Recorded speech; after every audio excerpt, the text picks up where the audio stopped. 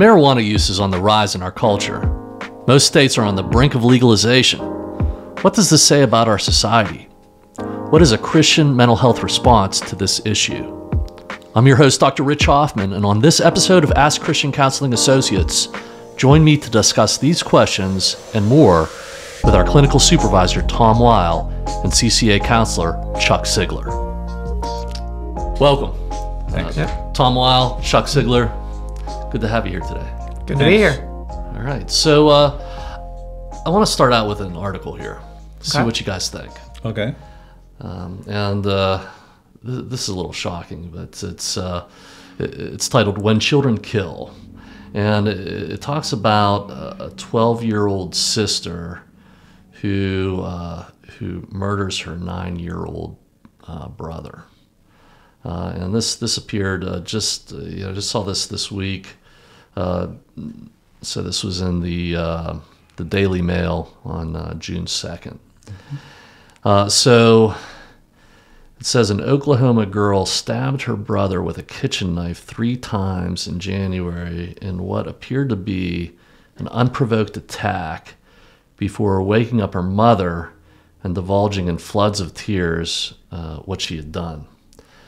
So they give some pictures here of the deceased boy, which is tragic. And just, can only imagine what the family's going through.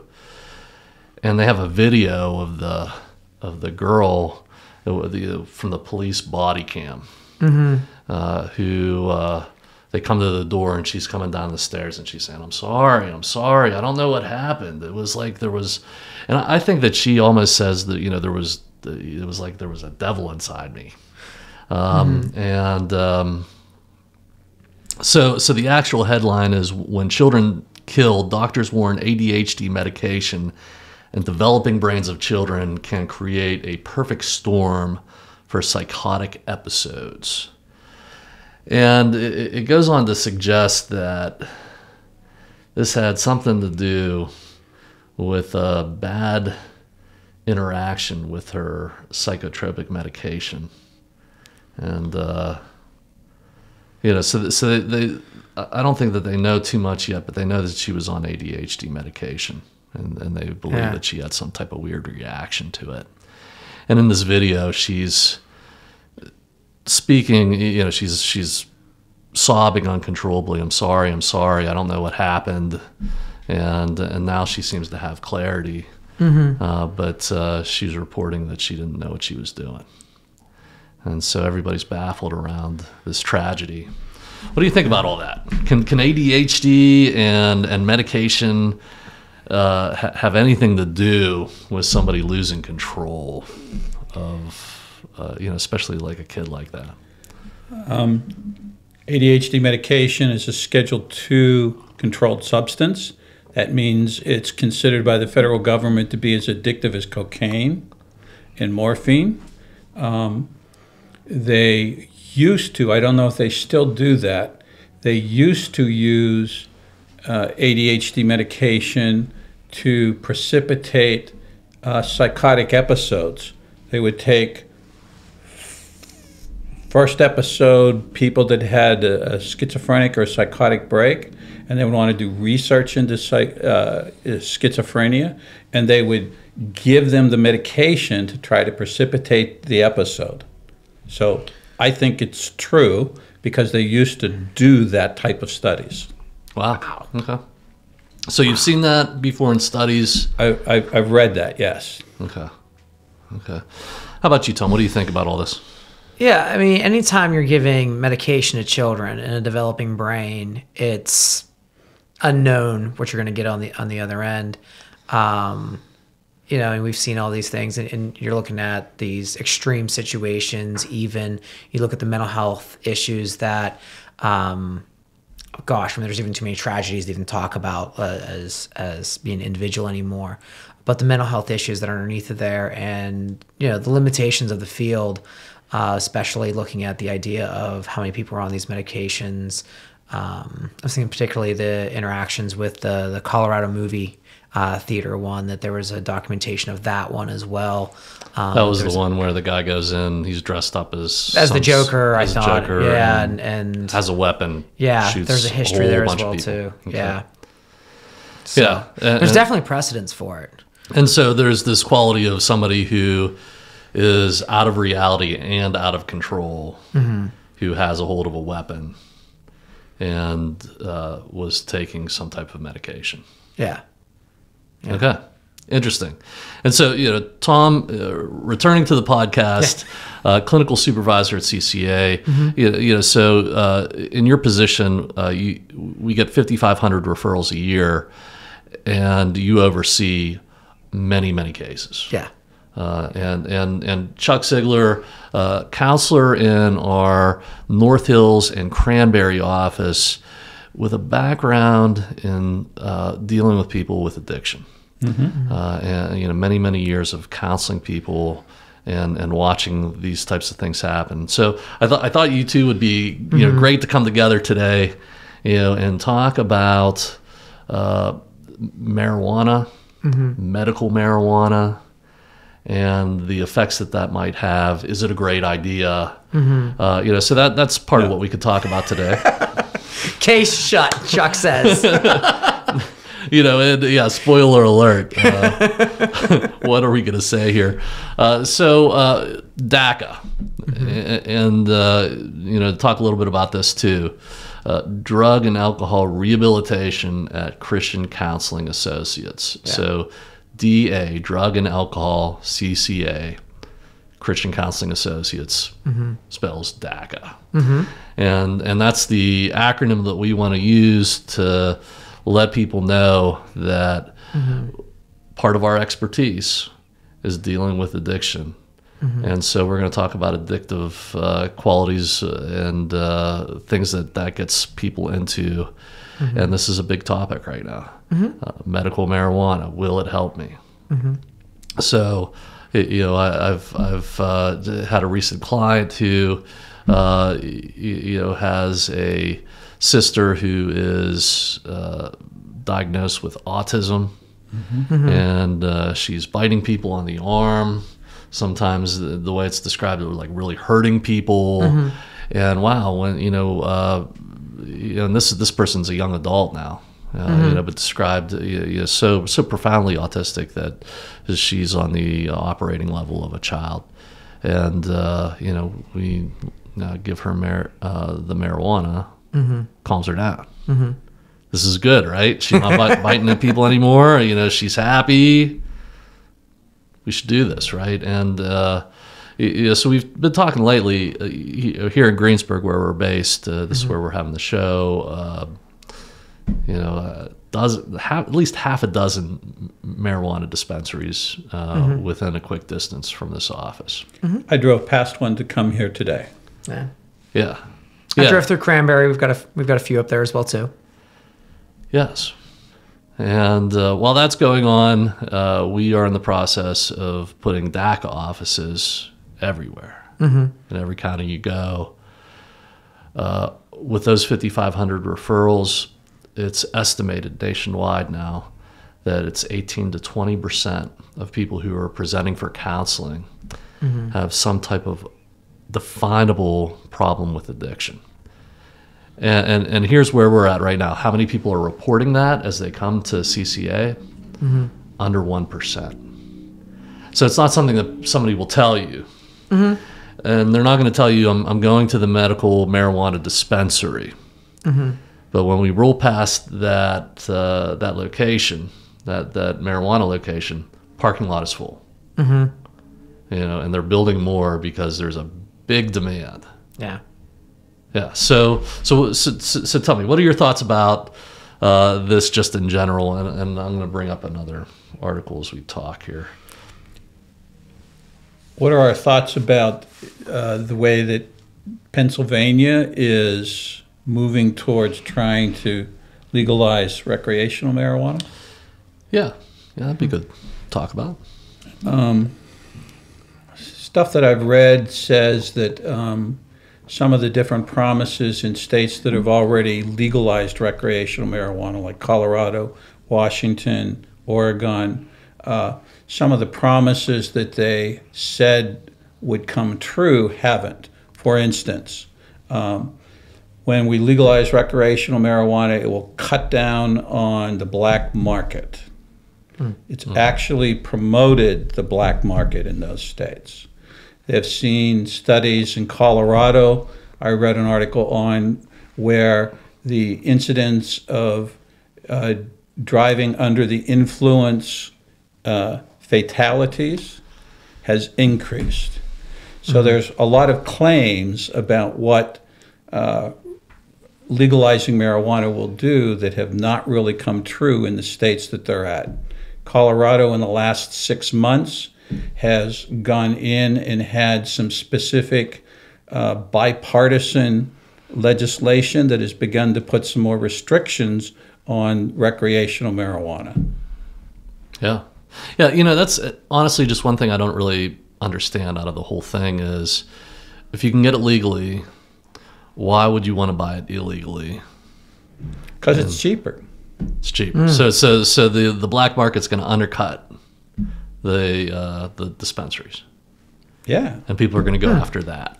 Because to produce the black market marijuana, you don't have to do and jump through all of the red tape that you have to do on the state level to justify that this is legal, recreational, and safe. Yeah, and we're in Pennsylvania, so we're still a medical marijuana state. You know, what hoops do you have to jump through? Not that we're looking to instruct people, because you know, I think you'll guess that in general our bias here is going to be we have concern about the you know, but yeah, so we don't want to instruct you. But what do you have to do here in PA to get a medical card? Well, you have to pay, I think it's $250 to get a card. You have to, if I'm remembering correctly, there's a website you can go to for the state that'll give you all the recommendations, what you have to do. You have to have a doctor verify that on one of the now open-ended disorders that you have anxiety or... So doc, I'm anxious. Yeah. Yeah, if you come in and you say that, you have he's not going to be like, let's take a blood test or let's do any test at all. It's like, how do you feel? And I say I'm anxious, and doc says, okay. Okay. And there generally would have to then be the doctor that would be saying that would be one of the doctors that's in that program. You know, so you have to, and I forget the particulars, but you have to go through some sort of screening process to become a doctor. You have to get some sort of credential. Yeah. Okay. Yeah. Well, I'm going to say something that's unpopular, and you know, I was out at the airport traveling last you know, couple of years, and for a while, and I haven't seen it lately, but was seeing a lot of therapy dogs, like people with their dogs getting on the planes, and then you know, you see the person who gets on with their parakeet or you know, and it does something weird on the plane. Yeah. And so I think it's decreased. At least I haven't seen a lot of people, but you know, you might ask the question, what do you have to do to get a therapy dog? You know, Tom, do you know what you have to do to get a therapy dog? Yeah. So I've had a couple of people approach me with the form, and it's so I know what our standards are. Basically, you need to come in and take a test to say, yes, I really have an underlying thing. But, you know, not every place does that. We, or your doctor can just be like, say, you said, come in, fill out this form. And it's an intimidating form if you look at it. Well, you testify to make sure that you actually have this disorder. And I'm going, I need something to say. They like, yes, you actually do have a disorder to say that you should have, you know, this accommodation. If not, then we're just reinforcing the underlying condition there, because then we'll say like, oh yeah, well you need this therapy dog or else you can't function.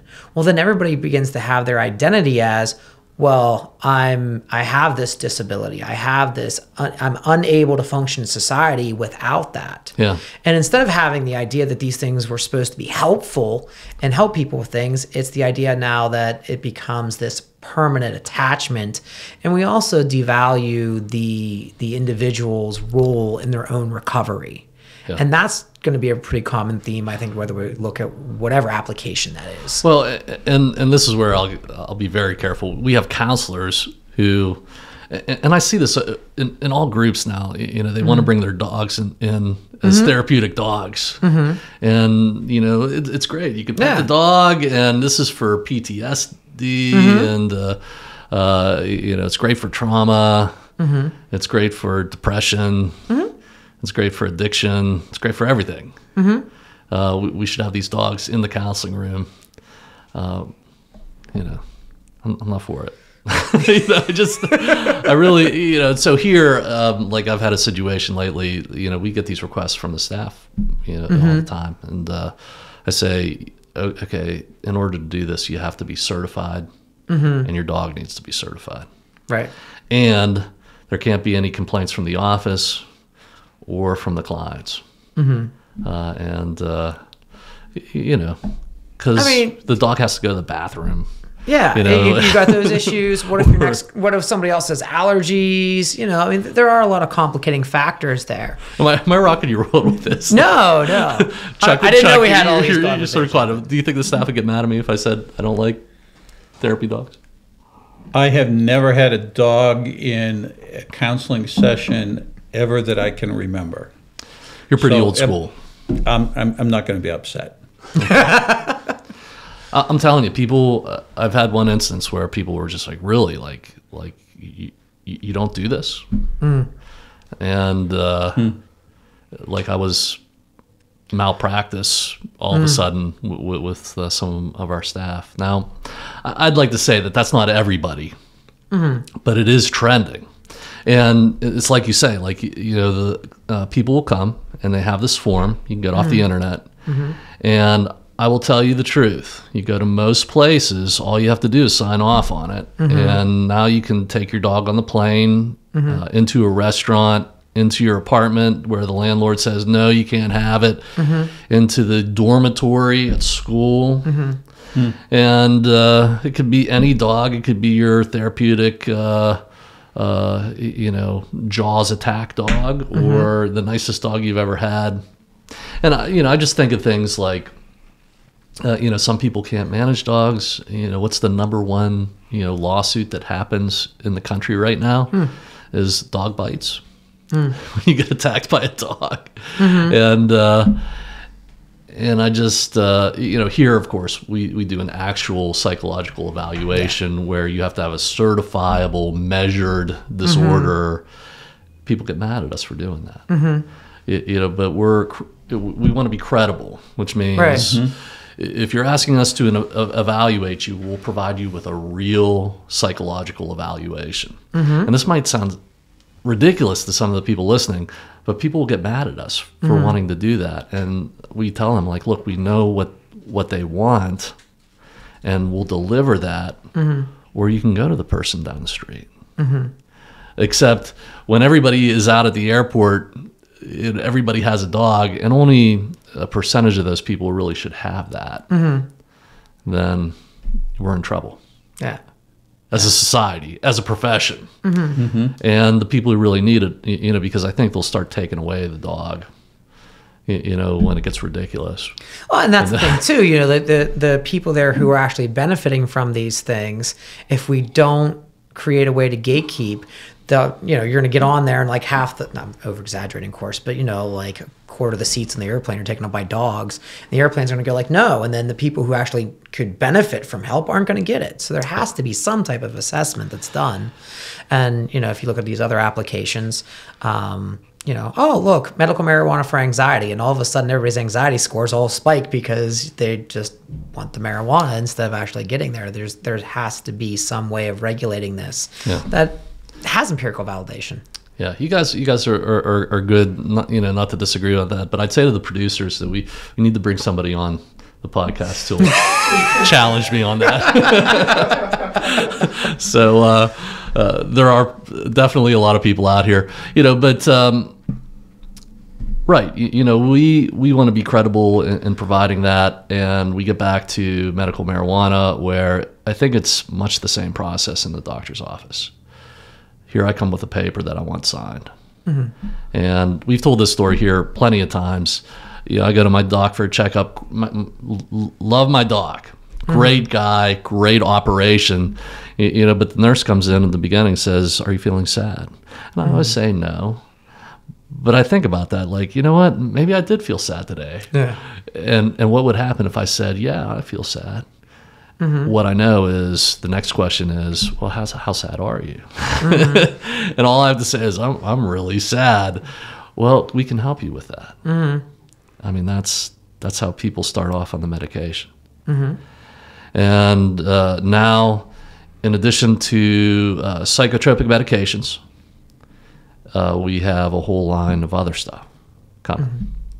And, it's really being pushed. So, okay, monitoring the future 2019 survey results, vaping. This is the National Institute of Drug Abuse. And if I can just scroll down, it says that, teen use of vaping and marijuana is on the rise. Daily...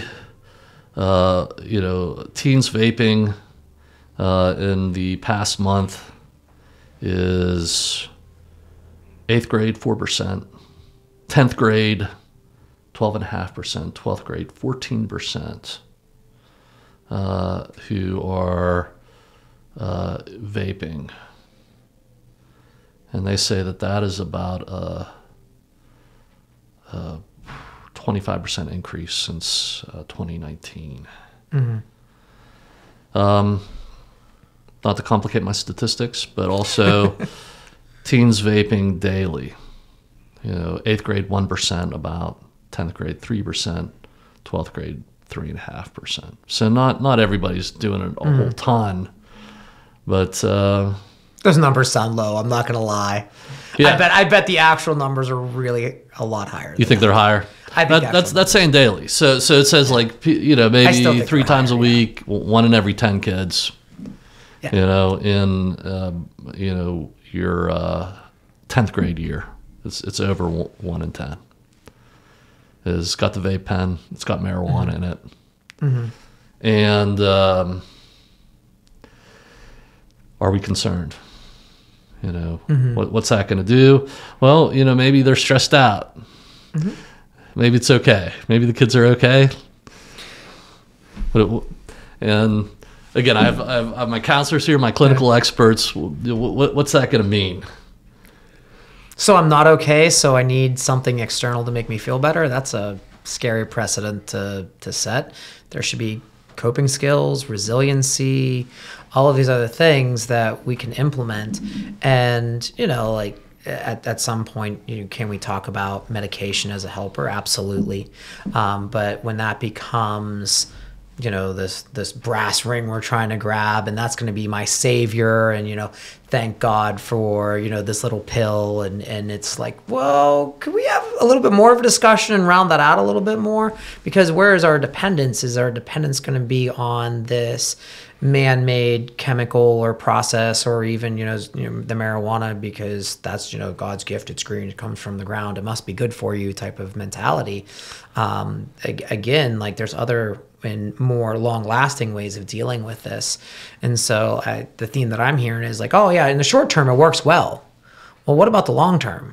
You think there's some parents out there though that would take a counterpoint to this, say like, hey, this is either it's not bad or it's maybe even helpful? Well, I think you also have to then take a look at some research that's done by people like Stacy Gruber, who is in charge of an institute called MIND, and I can't remember exactly what it stands for. Okay. It's doing marijuana research. But she's specifically done some good research that shows how marijuana in particular affects the developing brains of adolescents and how it causes problems with that. And she's able to demonstrate that the younger that a person starts using marijuana, the more significant changes that happen to them. So no, I don't think it's a good idea that youngsters try to vape marijuana to deal with anxiety. Any type of drug that you put into your system is going to help you deal with anxiety because you're more focused on the experience of the drug than you are on what was making you anxious. So there's no chance that you're going to mature or progress or master dealing with something. No, you're sedating the symptoms, so you haven't had a chance to deal with the problems, to be able to do some of the stuff that Tom was talking about.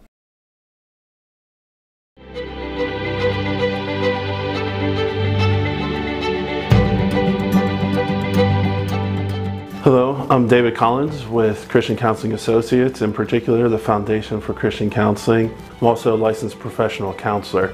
Just talk to you a minute about what the foundation does and what we can provide. We strengthen the local communities, the families. We create this foundation. We do that through supporting marriages and marriage tune-up. We do that through supporting individuals in parenting and Christian active parenting. We also are community support, and obviously each of those people are located in the community, and so we seek to connect those folks with our partner churches. We really engage with helping people in those times, in those floods of their life where they're in crisis. And that crisis, we help to point them, we help to shine a light towards the foundation, the rock that is Christ. We really seek and aim to meet those people in crisis, to let them know that we care, that there's a way forward, that we can keep things accessible as far as support and help through the particular foundation grants that we offer. And that is just a bit about the vision and the mission that Foundation for Christian Counseling is after. Your giving transforms communities one family at a time. Okay, so at CCA, we're not going to recommend medical marijuana, and we do that, again, on the foundation of faith. Christianity will tell us no, it's not a good idea. We'll do it on the foundation of science. Empirical validity will tell us not a good idea. And the assumption is that maybe some people, maybe a lot of people, as we looked at the dispensaries, count them on the way to today's visit, we lose count. So if you're thinking this is a good idea, you're not alone out there. There's a ton of people. There's a demand for this, right? And there's a demand in general for drugs, legal or illegal. So what's the demand in the Christian community? How many counselors, how many Christian counselors can I find who'll say, well, maybe there's a use for this? And again, I think we've established that's not us. But okay, next article. Pastor and son charged with dealing weed, mushrooms, from our North Carolina church.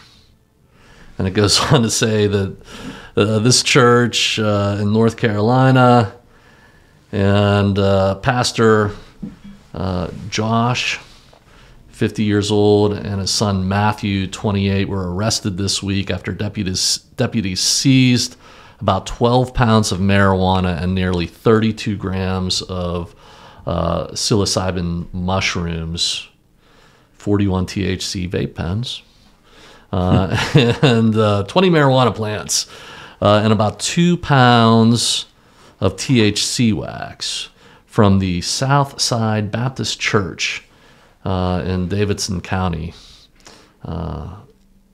In what was this again?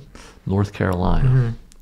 And so pastor and his son, it said that the church had gone downhill and had been closed since the COVID restrictions didn't reopen, and evidently they decided to supplement the decrease in offering by selling pot. To maximize their potential by providing drugs on the black market to the community.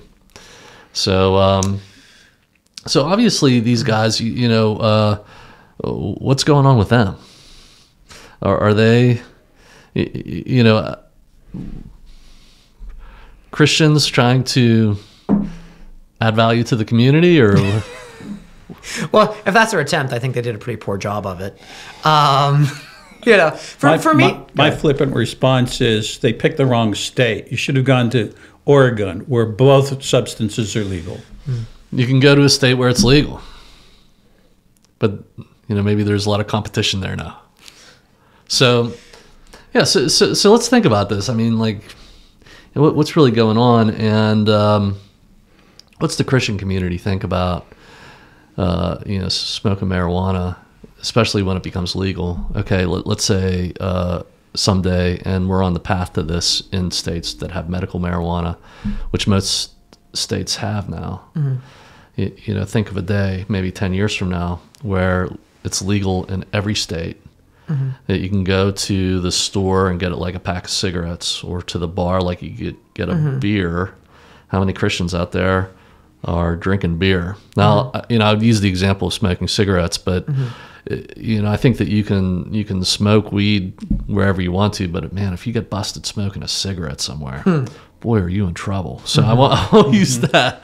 But you know, okay, like say, how many Christians would be okay, you know, grabbing a beer, and you know, watching the game? Why not a joint or a vape pen with some marijuana in it? Yeah, and I think, you know, there's the trump card for me was when I listened to a pretty popular guy here at CCA, but I'll explain it for the viewers. Dan Amon, who does a lot with brain spec imaging, and he was like, "Look, I'll just let the science tell me." And so he thinks a lot of what he does, but he says, like, let me compare a brain that has used marijuana long term and a healthy brain is how he put it. So it's kind of spoiler of alert of how he was saying. He goes, this part of the brain, he goes, I think it was the hippocampus. And he goes, you can see like this is unhealthy. And from a Christian perspective, if we know that we stand a good statistical chance of doing brain damage by using these substances, our bodies are supposed to be the temple of the Holy Spirit. We need our brains. It's a very important part of our body. And you know, the Christian community has long talked about, whether we're talking about alcohol or cigarettes, that's the one concept that we've gone back to again and again. Our bodies are a temple of the Holy Spirit. Yeah, you know what? If you have a bad day, you can feel better by drinking. And how often does that become problematic over the long term? And you just will see these similar things no matter what the detail is that you insert. You know, even from just a theoretical perspective, like, I have a bad day, I really want my high fructose corn syrup. It doesn't matter what it is, it's good. I grow corn. It's not supposed to be used as this pathway to avoidance where I don't want to deal with reality, so I'll just plug myself into the matrix for a little bit. That's where this, from an ideological perspective, really becomes a problem. Yeah, so there's a spiritual argument that you can make it for or against this. There's a biological one, and even a social one too. You know, so we try to like maybe talk about all of those, but you could start to make the case one way or the other. You know, so I'd say, like in my church, in the rules of membership, you know, you can drink alcohol. But you're not allowed to be drunk. And so, you know, you can use alcohol in moderation, I guess, as long as you're not over the 0.08 blood alcohol, you're okay. Is that back in Leviticus somewhere? Yeah, you know, they were doing like roadside tests, and people were getting busted. No, you know, I think that also when I joined the church, there was somebody there from the Baptist church. I belonged to a Methodist church. And, you know, the Baptist person got up, and this was years ago, 15 years ago, and then he said, I'm not joining because you shouldn't drink alcohol. And he cited some things in the Bible about it. You know, the Baptist churches around here, you're not allowed to drink at all. It's not right. And, you know, I'll go to some church festivals around here, and you can line up and get a shot. My roommate in college, his father was a priest, and we would go to his church, and in the basement there was a bar. And I'll just tell you, it was a Russian Orthodox church, and it's just the way it was. So there's a lot of different viewpoints on alcohol. Now, I think it's easy for us with the marijuana because it's illegal, or not anymore. So one of the arguments with alcohol is, well, hey, it's legal. What's the big deal? We just don't want to see you drunk and falling down. And people would be right there to say, like, look, when I smoke weed, it's so much better than alcohol. I don't fall down. I don't get sick. I can drive a car, supposedly, and they could make that argument. So what's the big deal? And to me, like, that's the biological piece. Biologically in moderation, how harmful is this really? I've already heard people. And you're asking about that with marijuana? Is it a rhetorical question? It is a rhetorical. Yeah, you can answer it though. Well, they don't know how harmful it's going to be, because going back to 1970, marijuana has been a controlled, Schedule I controlled substance, which means that it's considered to be as addictive as heroin. Wow. So what that does is that puts a whole lot of red tape. So in the way that it was classified, yes, the powers to be saw it as being as addictive as heroin. That's what they said. Okay. But once it gets put into that Schedule I level of controlled substances by the DEA, there's all sorts of red tape to try to do good, sound, scientific research to answer your question. Okay. And they can't do that. And up until recently, you had to get your pot from a federally approved pot farm. And they don't grow good pot there. Not the way the pot is that you can buy on the street or get at your dispensary. So you really can't do good research on marijuana. The last couple of years, the federal government has started to change some of that stuff. So I think you can begin to see replications in good scientific studies that will begin to show what the harm is with that. But that's going to take some time to have that develop. So you expect that there will be research done and it will find harm? I hope that there would be research done. Okay. And I'm always, with research, especially in the psychological sciences, it's just a problem, because we do things like we measure depression or we measure anxiety, and it's not something like, okay, I can, forgive me for saying this, uncork your head and pull out the anxiety and then put it on a scale, right, like you can do in hard science, and measure something very closely. And I was a biology major for some time, and we did that kind of stuff. You can't do that with a person, and you can't measure anxiety or depression that way, or addiction or harm. You can make up stuff that you can measure, but how accurate is that? And then the manipulations that can happen in the social sciences go on from there. Because when you can't operationalize something, it becomes very difficult. And so you have a lot of people out there who stand to make a lot of money by finding some way to say, this is good. Hey, for all those people out there that say it's damaging, don't go with them. They're making a big deal. What's their problem? And if they're Christian, oh my gosh, they just, they think everything's wrong.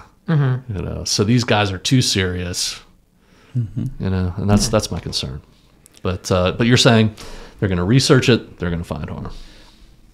And I think it's going to take some time. But going back to the point that you were talking about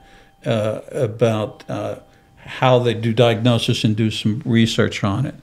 A man by the name of Stanton Peele talked about a book he wrote a couple of decades ago called The Diseasing of America. And he talked about what in his language, was 3 generations of disease. There's a physiological disease, which is disease that you can take a look at a cluster of symptoms and then do a test, a medical test. You go in and you describe a bunch of symptoms and your doctor says, well, I think you might be dealing with some diabetes. There's some testing that they can do. So that's one generation of disease.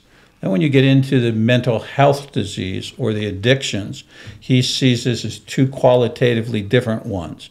You give a description of symptoms. I think maybe you have anxiety.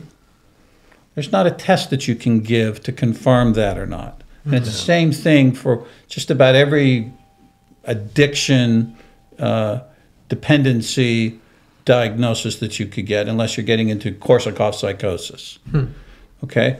You don't have an ability to confirm the symptoms that you think is an addiction, a substance use problem, or a mental health problem by giving them a test. So you have to distinguish, in my opinion, like Stanton Peele does, at least the generations of disease. But we collapse our language and then we refer to it as one. Addiction is a brain disease. Oh yeah, yeah, yeah. And there's a whole category there. Can you classify it that way? Christian Counseling Associates is ready to serve you, providing a wide range of counseling services. Christian counseling is accessible to everyone. We serve both Christians who want their faith integrated into the counseling process, or those holding any beliefs or attitudes toward spirituality. With many years of counseling experience, our counselors are professional, licensed, highly trained, and rooted in their commitment to their church and communities. CCA is able to provide a full range of clinical counseling services.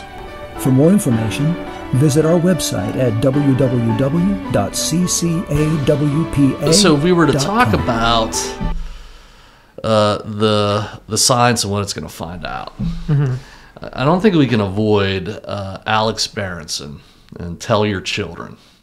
So I don't know how many people know about this, but this book comes out about 3 or 4 years ago, is it? Or maybe a little longer. Maybe a little longer. It's been around. I don't know how many people have heard about Alex Berenson. He did the whole COVID-19 fact sheets, and he's on Twitter. You'll see him on TV a lot in podcasts. But he writes this book, Tell Your Children, and it's a deep dive into case studies about marijuana. And it's not only case studies, because he also cites research too. Okay. Now you have to get in and read his endnotes, but he'll also do citing research as well. Okay, so he's going to talk about, just to summarize, it's going to be there's mental health risks, there's cognitive impairment, there's certainly addiction and dependence, there's definitely, and this is a shocker to everybody, impaired driving. So you could be under the influence of marijuana and you don't drive too well, get into accidents. And then the fifth, there's definable health risks. So if we go from there, I don't know, Tom, have you seen that research? I have not, no. Okay, and Chuck, you've talked about it in some article series on your website, so I believe that you've read the book. But I guess what this tells me, and correct me if I'm wrong, you could look at those 5 categories and be like, okay, but if you really take a look at that research, it's saying that there's not enough data yet to definably say, but there's all these people who have just lost complete control, have gone psychotic.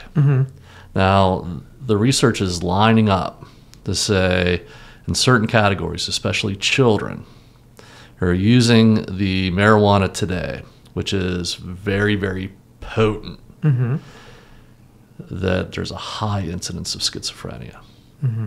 Now, that caught my attention because as a clinician, I've seen that all over the place with people.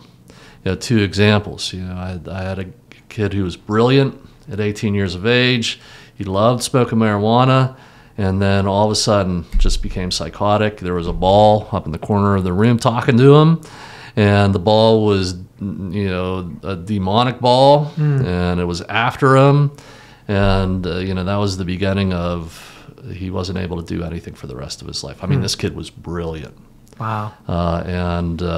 This was years and years ago. His life is a wreck, so he didn't recover. And, the other example I would use is a guy who came in his 40s. And he says, I've been smoking marijuana for all my life, but all of a sudden, just out of the corner of my eye, I think that everybody's staring at me. And I get this idea they're following me. Like I could be in the middle of traffic, and I think the guy over there is mad at me. And I know, like, my mind is not right, but I can't get it out of my head. And this guy's a wreck. Like he was a plumber, and he's like, I think the person's gonna come up and say, "What are you doing?" Like he couldn't do anything. He's just wrecked. And so he developed this delusional disorder. And there's nothing in the case books about this until I see Alex Berenson talking about people have lost their minds and they forget everything. They're so totally out of reality, but they remember where the gun is and they remember who to shoot. And there's all these case studies about people just going wild, going after their family members, going after the neighbor, remembering exactly what the combination was to the safe. And there's all these reports in the emergency room about this. And there's all these police reports. Now, this is like a 300-page book, so he just goes through case after case after case. But man, is that interesting. It takes me back to the 12-year-old who, she's out of her mind, but why does that end in her deciding to go down the hallway to stab her 9-year-old brother? Weird. Yeah. And if we had something like that going on, we would definitely be careful not to produce those kinds of situations that would happen at random. But that's what Alex Berenson, to me, that you get into the meat of that case study research. Now, let's be clear, case study research is descriptive. And so it is not going to tell us the cause. It just allows us to ask more questions from these things that have happened, and the case study will detail what happened in a way that you can't get it anywhere else. And so that's what you could expect. But am I getting that right? Well, Alex is a former reporter from New York Times, I believe.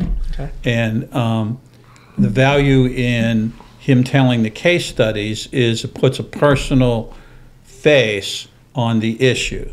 But at the same time, if you go back in and you look at his endnotes, he's not just doing case studies, he's also citing and referencing and describing actual research for people who have done those studies. He's taken the available research also, and right, to support the case studies, which is interesting. And there's two newer studies that I remember reading about that were actually just published in May of 2023. Okay. One of them is by some people out of Colombia. And what they were looking at is they were looking at the effects of marijuana on teenagers. And they broke it down into, these are teenagers that are just smoking marijuana and they don't meet the criteria for a cannabis use disorder. And now these are teenagers who do meet that.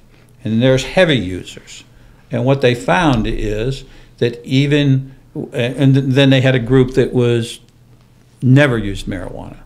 And when they compared the different groups, they found out that teenagers who had never used marijuana had a 2 to 4 times less likely opportunity of developing problems with depression and suicide.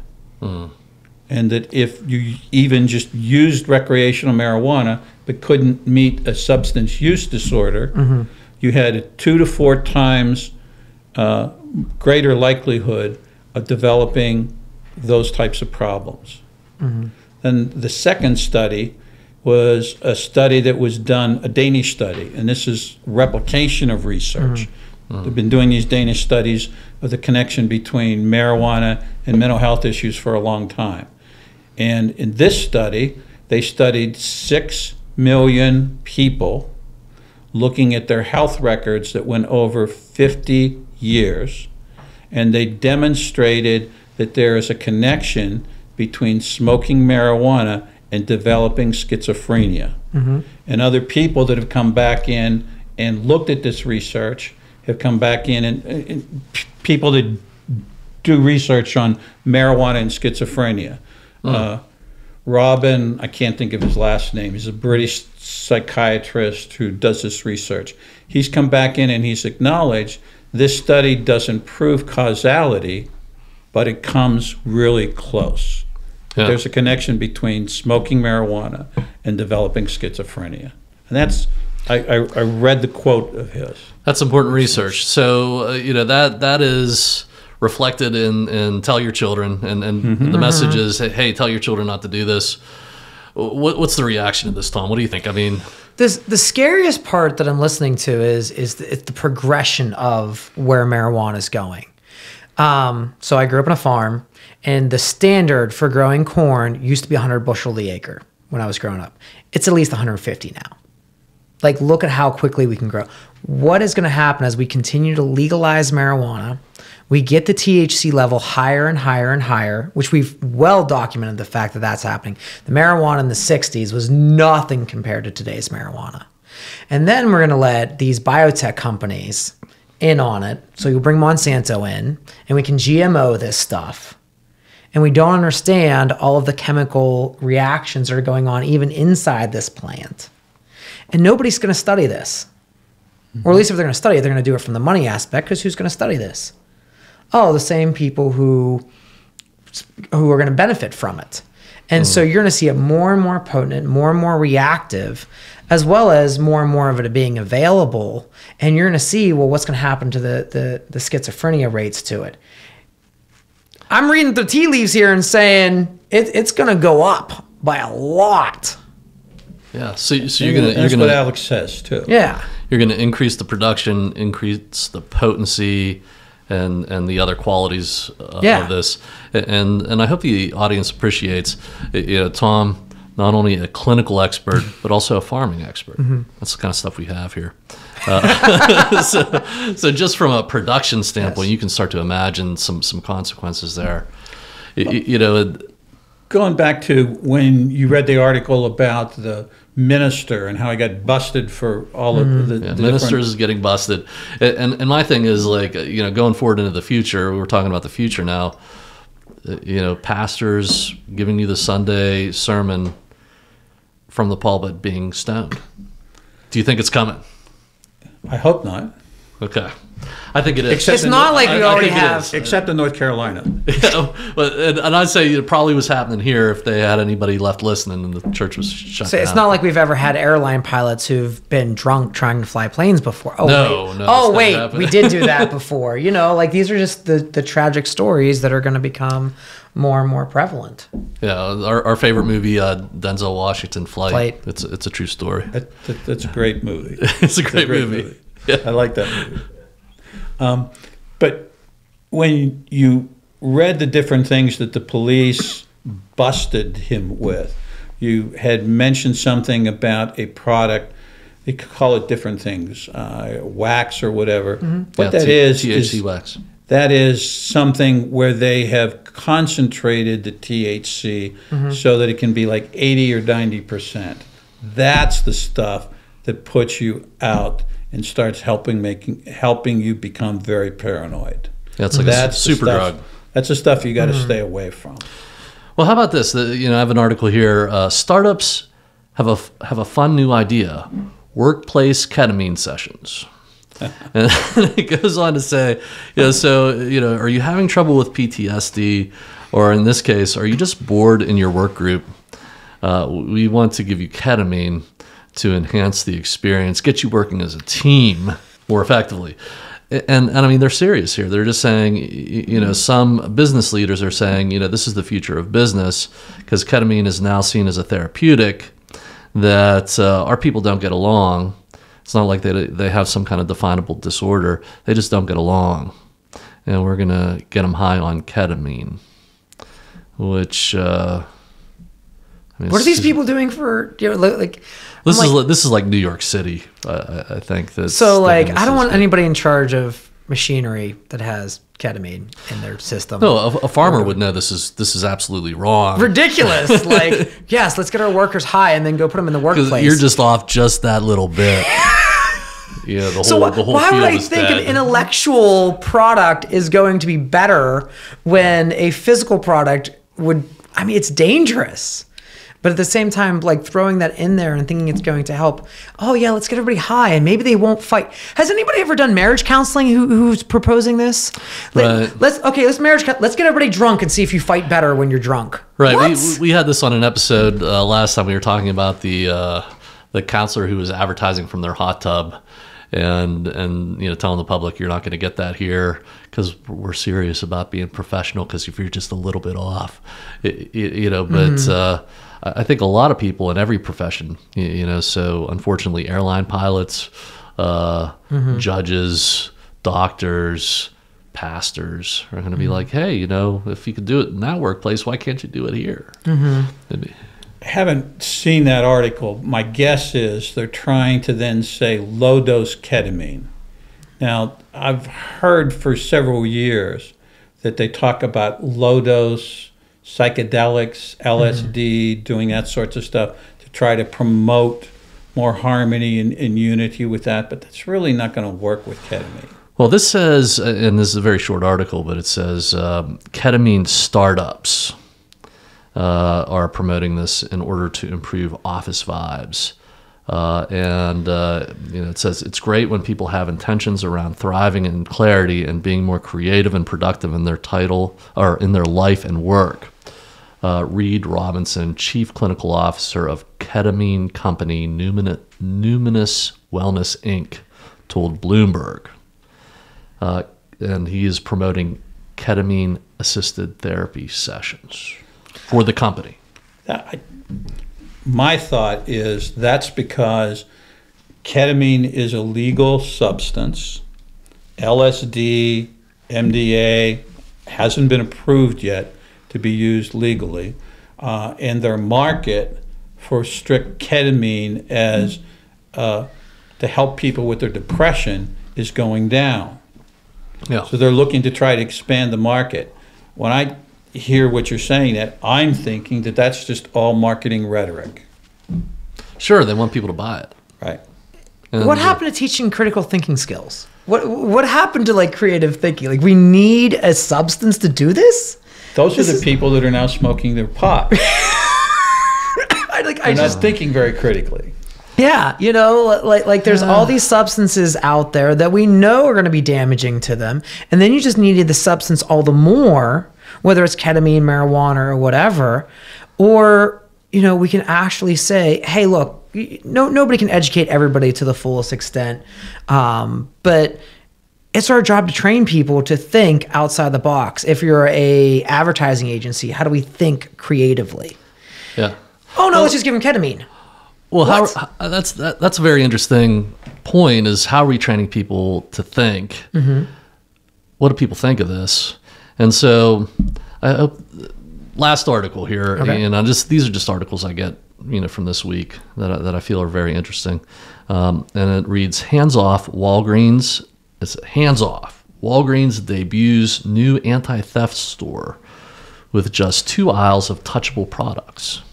And so if you go down, they have these pictures of everything as you walk into these Walgreens, and it's this is in Chicago, which is having a lot of problems with shoplifting. Mm-hmm. And they have everything in glass casing. Mm-hmm. And you have to go to the kiosk, and it has a number just like a vending machine. So mm-hmm. now if you want something, you have to push A6. Mm-hmm. In every row, you can't pick it up and look at it except for 2 aisles. And those aisles are manned with essentially security guards who observe you picking it up and are ready to arrest you if you do something crazy, But they've gotten to the point that either they're going to do this or they have to shut down and move out mm-hmm. To a place where they won't have every aisle stolen. Right. And it's getting to the place where the people who are going in cannot resist taking what's mm-hmm. in there. And so this is and people say, man, I hate this. I hate having to go in here and I can't pick up anything. But we're in that kind of environment, and say what you will about it, but it's I don't trust people's self-control and the values that guide that to be able to put this product out there and not have it stolen. And so we're putting everything under lock. And people are saying, wow, like I live in this society. I hate this. I hate this store. But we can't handle it. We can't handle the freedom to have something before us. No, grab it. Yeah. So my question, to you guys are, does anybody care about any of this research? Like we could, we're expert clinicians in this. I could geek out on giving you the reasons why you shouldn't smoke marijuana and take ketamine. I think that in some sense it's quite obvious. But here we're in a debate, for the life of our kids, don't do this. And I think that there's a serious demand. It's what we want. And is anybody, going to looking at this, sometimes I think that we break down all these statistics and it sort of gets boring, to people who just don't want to hear it. And if I was to be honest, like maybe I don't want to hear it. It's not the argument of the age. It's not a scientific argument anymore. At least that's what Walgreens tell us. It's what I want. Impulse control. Like there's zero of it. We're not teaching it. We're teaching, if anything, that what you feel is your reality.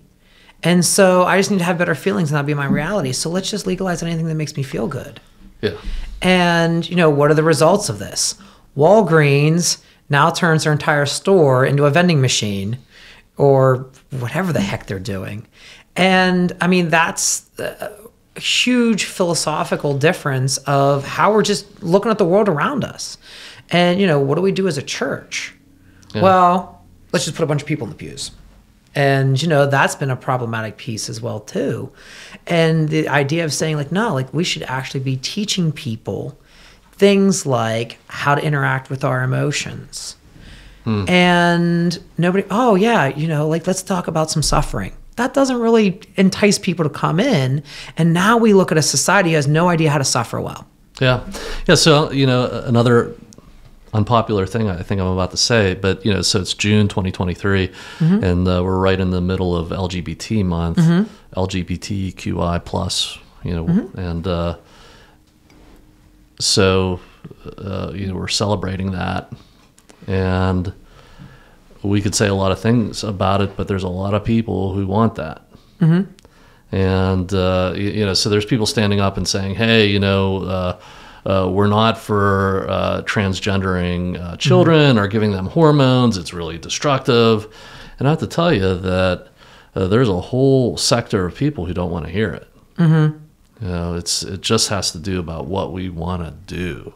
And if you stand up against that with a scientific argument or whatever, you could get steamrolled. I think that's a very old topic. Nobody's going to be like, we need to break that one down. And so if we were just to start bringing in, spiritually, just on the foundation of faith, like what is going on? What's the explanation there? Do you think? If my argument holds any water, that Chuck, Tom, you do a great job clinically, empirically providing evidence. We've cited some great things. There's a whole bunch of people out there who just don't care about it. That's not where their minds are going with this. It's more about like what I want to be true. And I think what you said is very true. Like I don't think people want to hear the research. Little admonition, don't judge me. But there's a YouTube clip of Bill Maher, and he was talking to this guy, and they were kind of making fun of like this Catholic priest because when I think it was in Chicago, I could be wrong, but they like it was the day that the Supreme Court made same-sex marriage legal, which I still don't understand how that happens, but it's a thing. And he did this exorcist, and this priest quoted the statistics that children who were raised by same-sex parents were more likely to attempt suicide than children who were raised by heterosexual couples. And they were like, that's not a statistic. There's no way that's a statistic. And the guy goes, no, that's not a statistic. I'm going, I know that statistic. It's not even the fact we're willing to say that that is a statistic. And even from a liberal standpoint to say, well, that's not because they have same-sex parents. That's just because they have so much oppression and the stigma. But they weren't even willing to admit that that was a statistic. Yeah, and you could even interpret the statistic different from your own political bias. Okay, well, at least talk about that. But nobody's even willing to talk about that. And I'll be honest, the bias is in the people doing the research too. We all know that. Right. So maybe that comes from the Regnair study out of University of Texas at Austin. Yes, that did come out of that. Okay, yes. Like with an N of 30,000 subjects. Yeah. But you have to wonder how that study actually was permitted to be done in this climate. And so when you start to look even at empirical validity and how that gets created now, it's skewed right from the beginning. There's things that you're not allowed to investigate, not allowed to hear, but somehow that study gets out, true statistic, and even though you're saying right here, they don't want that statistic. Yeah. And it supports this, I don't care what the statistic says, I'm not looking for statistics, it's about what I want. And so we're not in an environment anymore, and you do have to have what existentialists would talk about, this moral courage, where you will care enough to let yourself delge and take a deep dive into the data and accept it at face value, no matter what the person next to you who you really, really like, no matter what they say. And there's less and less people with that type of courage in this environment.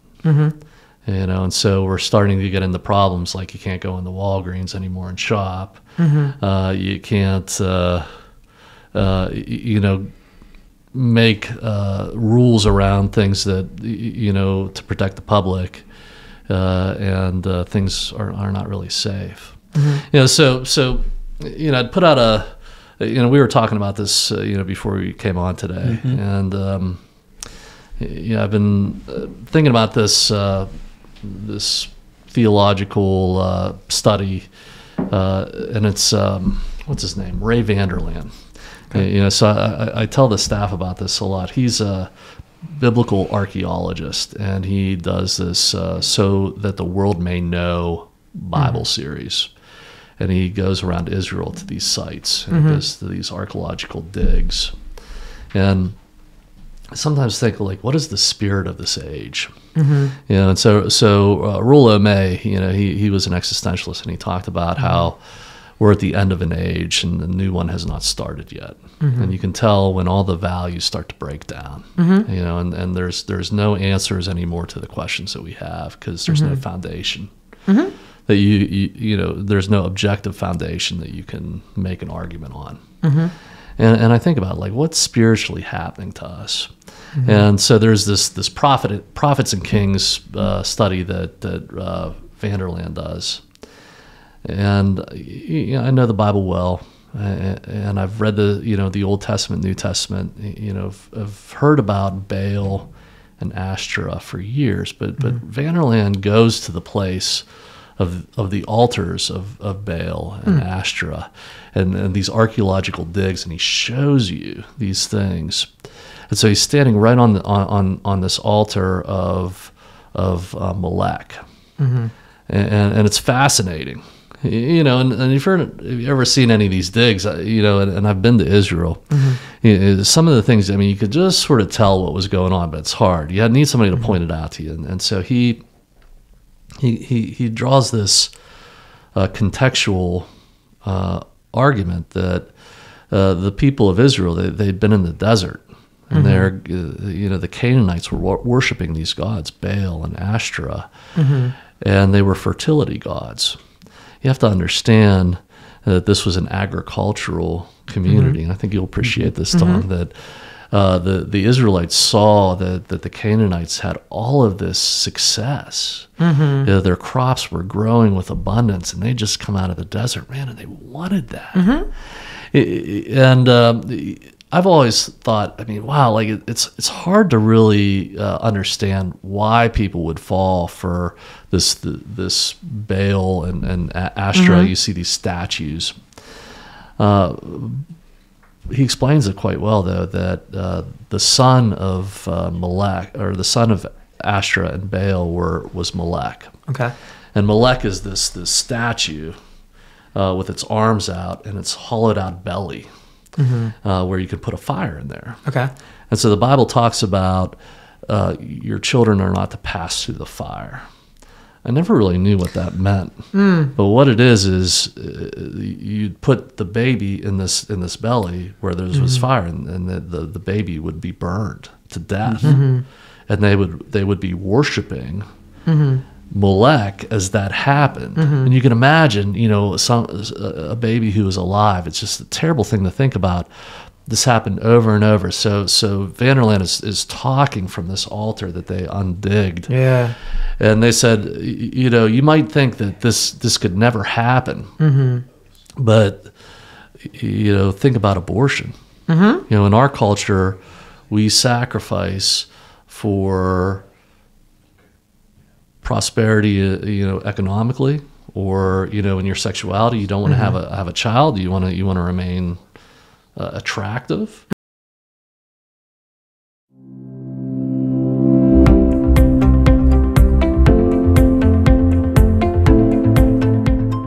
In researching out different places to go in my internship, I've been in a pastoral position for many years, and I have a lot of experience coming in, but not in the counseling profession.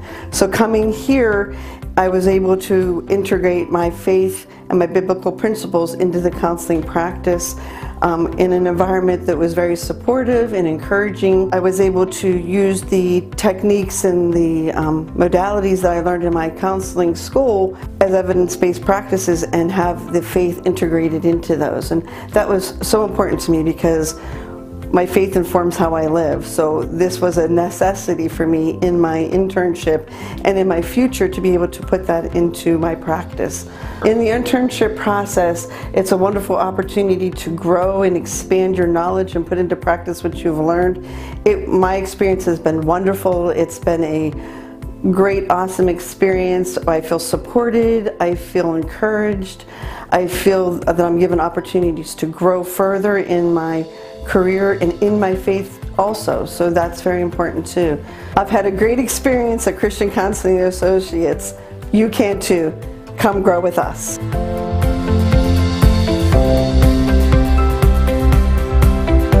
So Molech is this god where you sacrifice your children, and then on the sides of the altar, they know, and don't ask me how they know, but that the ritual was that you'd have temple prostitutes that you could have sex with, and the belief was that you could have this immoral sex because the people of Israel knew that, you know, to have sex was between a man and a woman in marriage, but if you were burning your child on the altar, you know, I could pretty much say with confidence, even though the Bible doesn't tell me this, but the people are being warned not to go outside that boundary, that everything was happening in those orgies around the altar.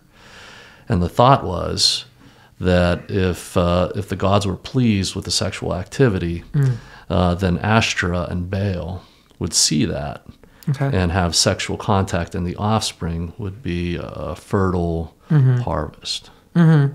And so the people would do anything to get that. You know, disregard God. You know, but basically, you know, in my mind, it's the same today. I could tell you that, like, wow, it's really damaging to burn your child in the fire. But then there's what you really desire. Now, our culture has a tough time with that because you don't have something as obvious as Baal and Asherah and this altar. But I think it's the same thing today. You know, spiritually, there's things in this culture that we really, really want. You know, and what are they? And you know, long story short, you know, this Bible study does a great job of pointing out all the categories of things you could really, really want, and they're very common to us today. You know, money, power, you know, people to admire you, and that people back then and people now would do anything to go after that. Sacrifice their kids, sacrifice people's safety, take drugs that make you feel like you're everything, that you're whole. Well, even going back to something that you had talked about when we began this podcast, and that is the story about the 12-year-old girl who killed her younger brother. She was on ADHD medication. She was on ADHD medication because she wasn't being a child who would sit in a chair and listen to the teachers and stay focused on her tasks. So that's why they're giving her the drugs. So there's, I think, a direct correspondence to the story that you just told about Molech, and going back to that. We're sacrificing our children by saying, well, you're not behaving, so we're going to put you on this drug. Because it's worth your life to be successful and sit in that seat. So it doesn't matter if the drug is harmful. We'll take the chance. You know, that's just with ADHD medication. There is somebody who is acting up and have an oppositional defiant disorder. You know, so you diagnose that, so you're going to give them a drug to make sure that they're not misbehaving as much. You got a child that's misbehaving, so I have to stay home from work, or my wife has to stay home from work and watch the child because they're not behaving. So we take them to a doctor, we have the doctor give them some drugs to keep them calmed down. So I think in some ways there's a parallel between what we're doing. Yeah. We're not putting it in Molech's it's not that obvious. yeah, it's not that obvious, but we're still sacrificing our children. And many people have made the point in this culture, we don't name our gods. You know, they're not personified, and so it's deceptive. I'd have to imagine that it was deceptive for the Israelites too. I can't imagine how it wasn't so obvious. But Or you look at 40 years in the desert, and, you know, like, what would you do? So, you know, you mentioned what time of year. Hopefully it rains between now and the podcast comes out. But would you ask farmers right now in this area, what would they do to get it rain? Yeah. What violation of their own personal values they would make in order to get it to rain? Because everything is burned up. And if it does not rain quickly, what are the sacrifices that we would be able to make? Well, and you know, the thing I think is really deceptive in the biblical times and very deceptive here, and we've done a podcast on this before, is that what we look at with Baal and Ashtoreth and Molech, everybody was doing it. And that concept gets people in trouble here today. Like, I don't care what we're doing as long as everybody's doing it. Okay, it looks good to me too. Well, that's in the Bible also.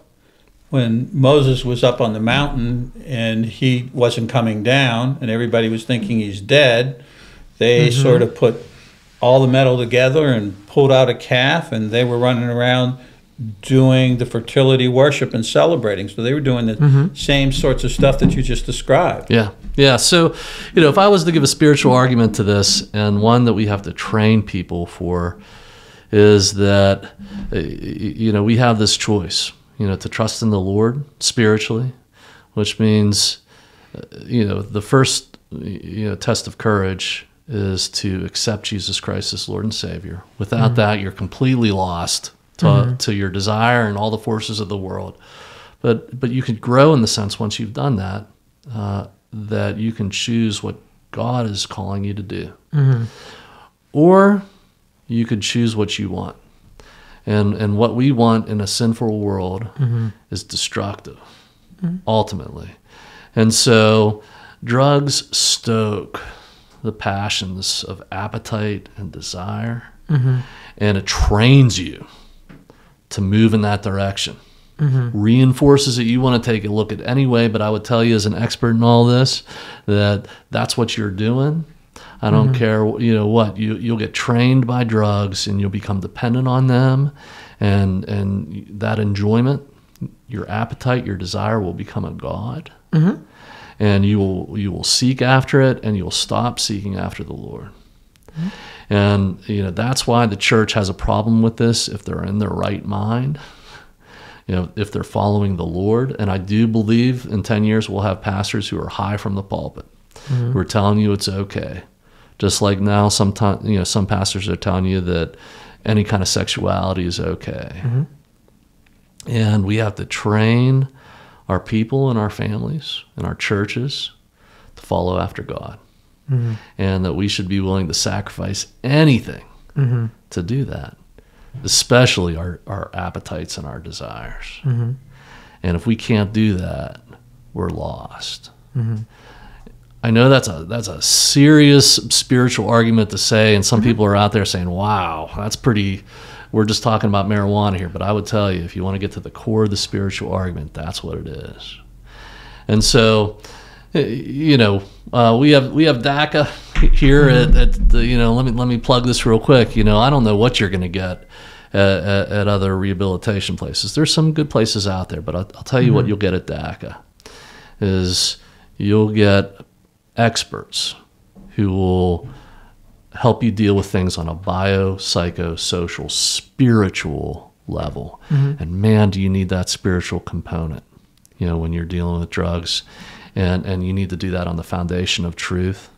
And we will train you, how to get away from your appetite and your desires, which, an addiction can kill you.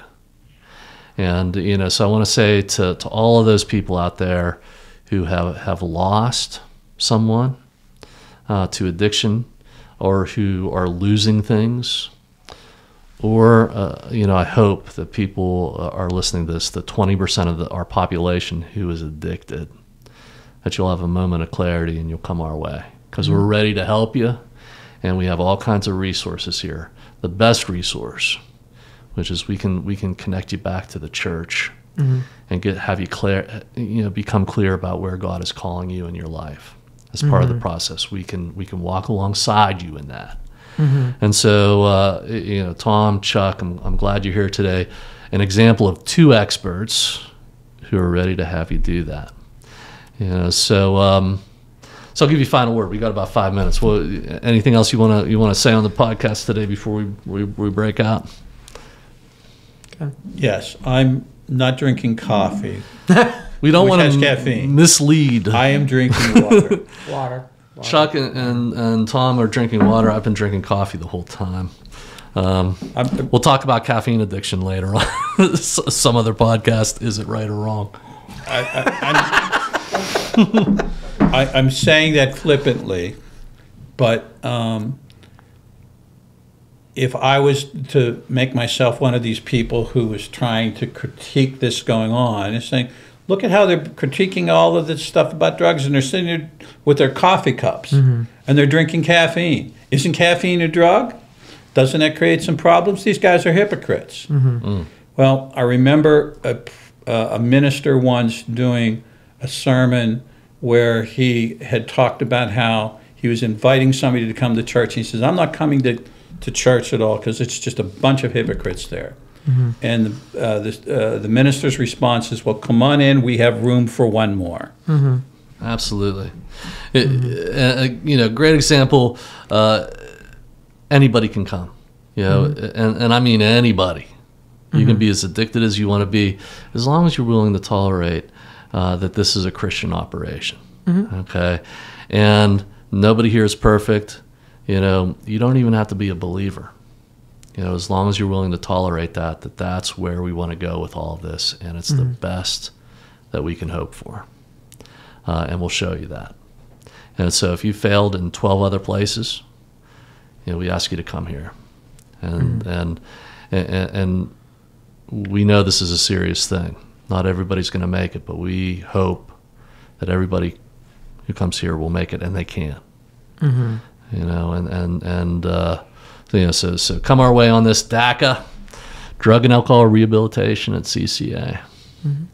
And all right, Tom, I'll tell you what, we'll give you final word. Would you pray for all those out there who are struggling with addiction? Absolutely. Yeah. Dear Heavenly Father, I just thank you for your truth and the ability that you have to reveal that to us, to show us what the will is that you would have us lead our lives by. And Lord, we just seek to glorify you in everything that we do. And looking at these issues to provide information to other people that would be helpful to them, a discussion that would be edifying and uplifting. I just ask that you would be with everything about this podcast, that it would go forth and show the world that you are a compassionate and a good God who loves and cares and sacrifices for us. In Jesus' name, amen. Amen. Amen. Thanks, guys. Thanks for being here today. Thanks to the audience for listening. We'll see you next time.